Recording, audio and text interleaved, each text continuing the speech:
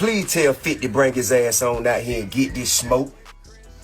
Oh, Jesus. Please tell 50 Cent get his hit records and come on and sit down and see what the South got to say, goddammit. Jesus Christ. You say you want that man to see all full-fledged what the South got. I want him to see what the South got to say. Now listen, hey, I'm the king below the Mason-Dixon line, king of the South. It's folks connect back in the building. And man, it look like 50 Cent ducking that T.I. smoke. And I'm not saying T.I. gonna win the verses, but T.I. got some formidable hits that can rise up against 50 Cent in his verses. 50 Cent got songs like Wankster, In the Club, Ghetto Quran, What Up Gangster, Many Men, P.I.M.P., How to Rob, Patiently Waiting.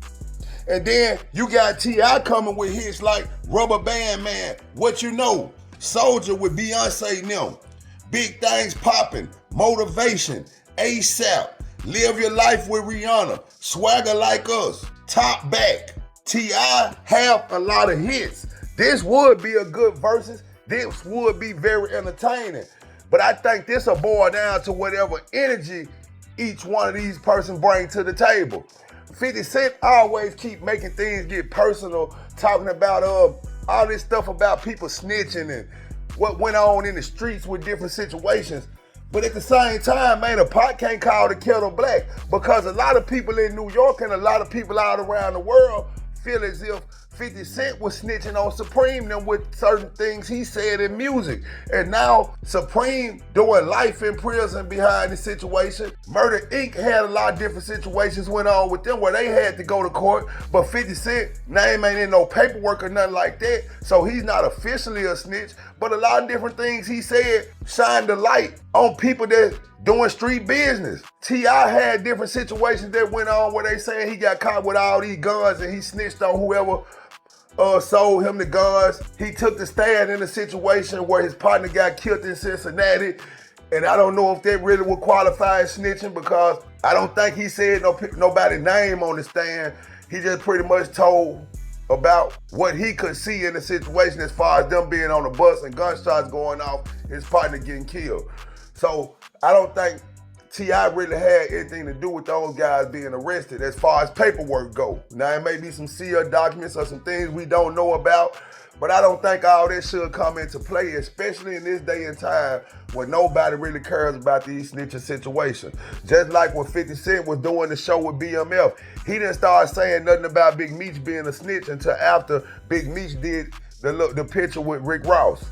So nobody really cares about this snitching stuff, but it looked like 50 Cent trying to back down from this situation because he know he may come out on the losing end of the stick with this versus battle. Now, these are not all the songs that could be a part of this versus that I mentioned. It's a lot more songs in T.I. catalog that were big hits, because it looked like he produced more music that was relatable to the world. Now, 50 Cent may have a catalog that didn't touch everybody and probably stayed on the East Coast where they hold him in high honor, but T.I. have a real catalog. At first, when I was looking at the situation, I was thinking like, oh, now 50 probably watched T.I., but I had to think back and do a little research on like, no, T.I. never missed.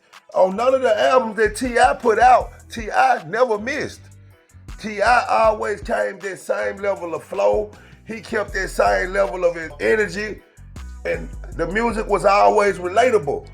50 Cent, on the other hand, I remember when 50 Cent had came out with that album, and he was saying if Kanye West sold more than him, then he would stop rapping.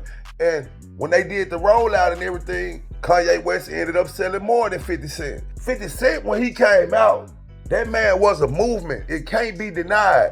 The aura that he had, the music that he was putting out, the street credibility.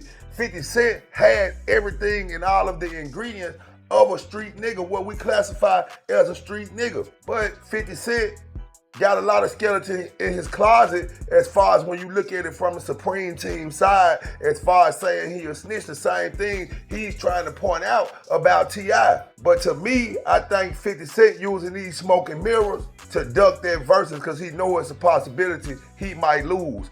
And then when I look at all this, every time it boiled down to the South against New York started it, New York created it, but when it went to different places, people put their spin on it, and in a lot of cases, they became formidable opponents against the people of New York. Even though y'all created, even though that's where it came from, you have a lot of big artists now that will watch a lot of New York artists that's from the South. So we gotta keep it real on that, but I would love to see this versus battle between T.I.